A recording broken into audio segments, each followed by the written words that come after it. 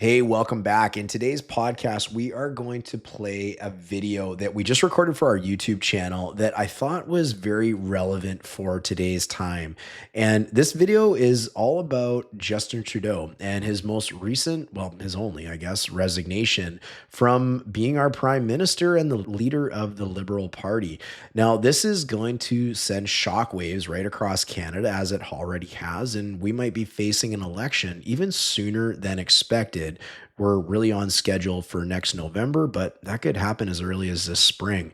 The point of today's video or podcast or whatever you want to call it, though, is really just to set some things straight in the fact that if you think Trudeau's resignation is going to fix our housing problem, well, you're probably dead wrong.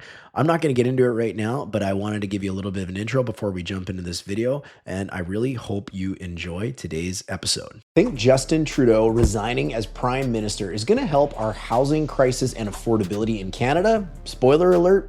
Here's why blaming just one single person really oversimplifies the real problem and what actually needs to change. January 6th of 2025 started off like any other normal day at the beginning of the year until this happened. I intend to resign as party leader, as Prime Minister, after the party selects its next leader through a robust, nationwide, competitive process. And after about 10 years in power, it seems that many in the country blame Justin Trudeau for just almost absolutely everything. Housing prices, inflation, immigration policies, the list goes on and on. And to be fair, some of it may be warranted, but some of it might also be unfairly targeted. There's no doubt that Canadians from coast to coast are feeling the effects and the frustration about housing affordability in this country. The area where I live in the Metro Vancouver area of British Columbia, well, Vancouver, for an example, has been rated the first, the second, or the third least affordable major market for each of the last 16 years, according to the Demographia International Housing Affordability Report. This year, in fact, Vancouver was actually rated to be impossibly unaffordable, something I didn't even know was a term. And naturally, this has people really concerned. In fact, roughly about 45% of Canadians,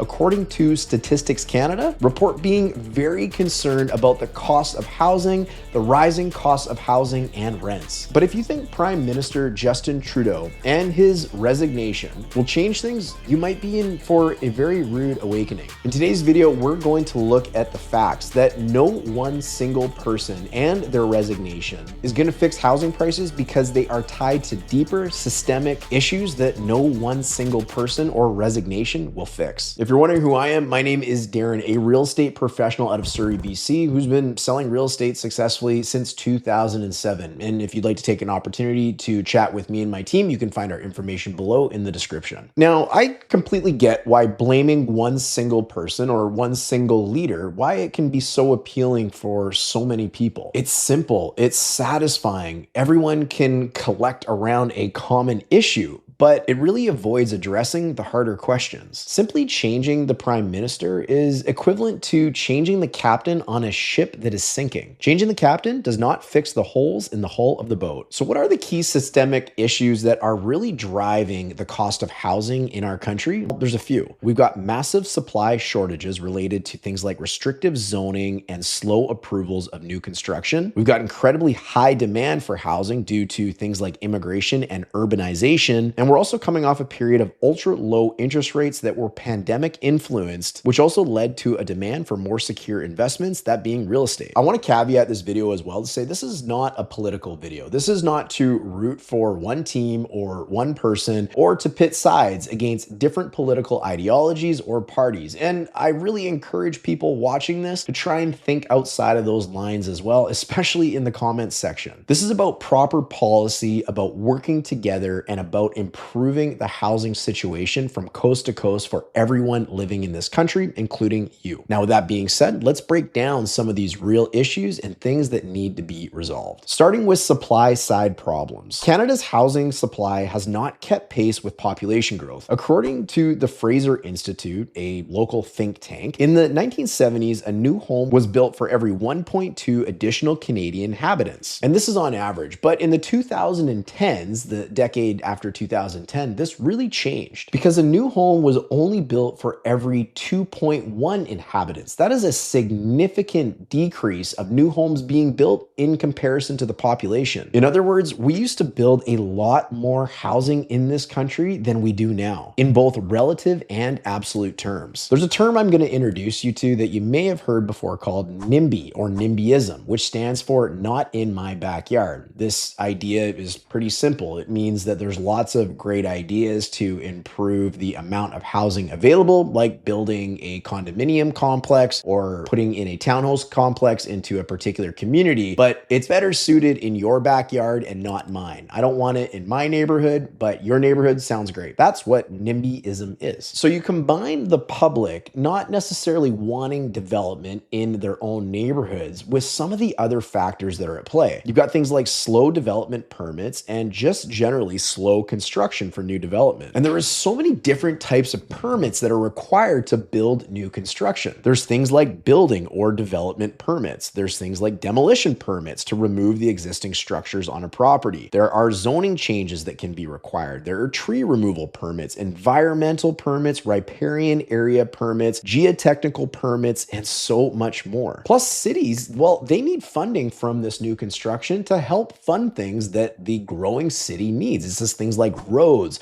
and schools, parks. All of this adds to the cost of new construction when someone buys it, making it more expensive for people like you. And that's not even the whole story. We need to add the cost of land to build those homes, the increasing cost of labor to build those homes. We need the people to build them, and we actually literally need more people to build those homes. And the increase in interest rates, well, this is making it a lot more difficult and a lot less attractive for developers and builders to actually construct new homes in our province. If you don't believe me that this stuff is getting progressively more expensive for every day that goes by, an example was that in Q2 of 2024, the Building Construction Price Index, which is a tool to measure just how much more expensive it costs to build properties, whether they're residential or commercial, was up 4.2% year over year. So now you can see we have massive supply side issues already, but there's also demand side issues that aren't quite as easy as just flicking a switch to change. There's been a lot in the news about immigration. You may have heard months and months ago that immigration was increasing to record levels. And then a few weeks back, you've also heard that immigration is being pulled way back. Now, it seems like a really easy solution just to completely turn off immigration so that the housing that is available in this country can catch up to the demand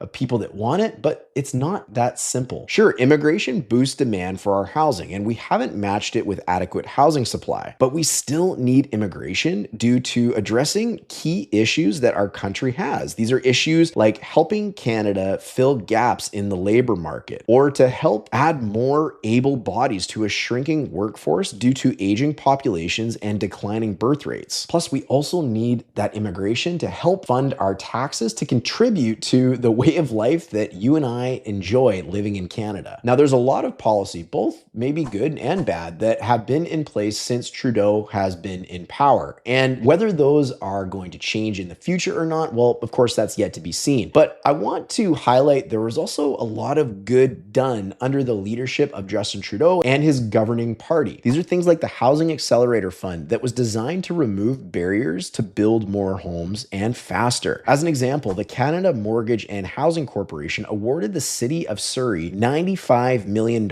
as a response to the action plan they created to address the delivery of housing and support affordable housing projects in the community. That's incredibly exciting and incredibly awesome for the City of Surrey, and they're not the only municipality in Canada. There's many that have had grants like that from the government. But to put things in perspective, $95 million for one single municipality, well, that's a lot of money to you and I. That's not a ton of money when it comes to building a home. It's a drop in the bucket, and it's a good start, but there's a lot more that needs to happen. There was also changes to the home buyers plan, where home buyers can withdraw up to $60,000 from their RRSP savings accounts tax-free to buy their first home. Again, this was another really awesome program that was introduced by the federal government. But this problem of undersupplied housing and incredible demand for housing, this isn't a new thing, and this has been around for decades and decades. Lack of attention to the housing needs of not only Canada, but also each province and individual municipalities by all levels of government have got us to where we are today. Many of these problems were in place long before Trudeau even got into power, and many of them are going to be in place long after he resigns. So this really means that a new leader leading our country as prime minister, regardless of whatever party they support or whatever policies they plan to introduce, isn't going to change things overnight. Any incoming prime minister is going to face the exact same challenges, and they're going to be up against the exact same market fundamentals that have us in this problem in the first place. I would offer as well that the provincial and municipal governments have a much bigger hand to play in relation to developing new homes in our communities than the federal government ever has. The success of housing development relies on collaboration from all levels of government. However, most of the time, the federal government is really responsible for funding programs that generally provide the financial resources to help build more homes. The provinces, well, they're responsible for setting the rules and framework to help municipalities get the job done, and the municipalities are the ones who actually approve the projects and ensure they align with the local needs of the community. And other countries with different leaders under various political stripes are having the exact same affordability problems that we're having right here in Canada. It's not unique to us, and even policies like bans on foreign buyers, well, oftentimes they can only be symbolic at best and really not make a dent whatsoever. And even policies like the ones in New Zealand, where foreign buyers are banned from buying real estate, well, oftentimes they're only symbolic at best. They simply don't solve the core problem of having too little housing available. So what needs to change to really fix this problem? Well, there's a really short list, but it's a lot more difficult to accomplish, but nonetheless, it's what will get it done. Real actionable solutions include reforming zoning laws to allow for higher density building, streamlining development approvals for faster construction, incentivizing purpose-built rentals to meet housing needs, and balancing immigration targets with housing capacity planning. A lot of this is already underway. It might be a little late to the party, but it's happening right now. And these long-term changes and solutions, they require collaboration from all levels of government, including the province and municipalities. So yeah, a new prime minister, regardless of who they are, is not going to fix this without the cooperation of everyone. Trudeau stepping down, it won't solve housing prices because this problem does not belong to one single person. It's the system, and whoever replaces him will eventually, regardless of what party they belong to and what their political ideologies are, will have to continue to work with the provinces and the municipalities to actually get homes built. But if we focus on the right changes, we can build a more affordable future for people like you and me. And the good news is there has never been a time that I can recall in almost 20 years of selling real estate where there has been so much focus on new construction,